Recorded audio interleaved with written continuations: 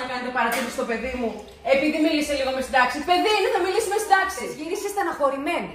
Γιατί η κυρία λέει είναι πολύ αυστηρή. Άσε που τους βάζει αντιγραφή 3 φορές για το σπίτι, ενώ η δικιά μου και με 1 φορά τα έχει μάθει.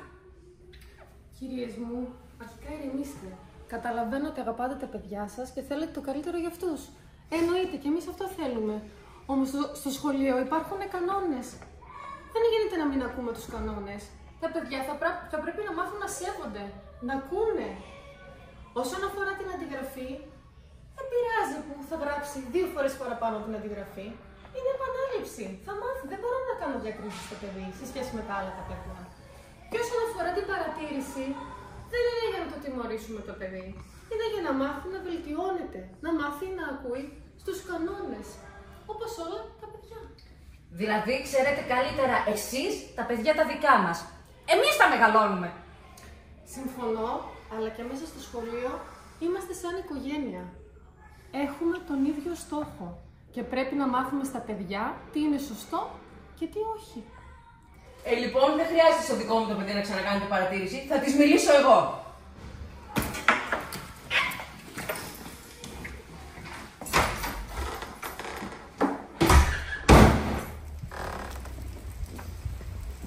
Μην ανησυχείς, το τακτοποίησα εγώ. Η δασκάλα δεν σου ξανακάνει παρατήρηση.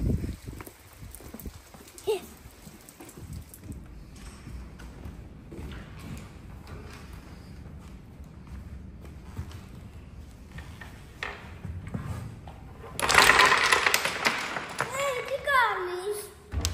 Ό,τι θέλω κάνω. Ούτε δασκάλα, ούτε διευθύντρια μπορεί να μου πούν τίποτα. Σταμάτα, αυτό δεν είναι καλό που κάνεις. Δεν παίρνεις τα παιχνίδια του άλλου, ούτε δεν φωνάζεις.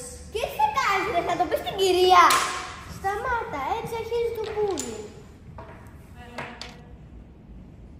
Σεβασμός, συνεργασία, εμπιστοσύνη, αγάπη, κατανόηση, ευθύνη, όχι στη βία.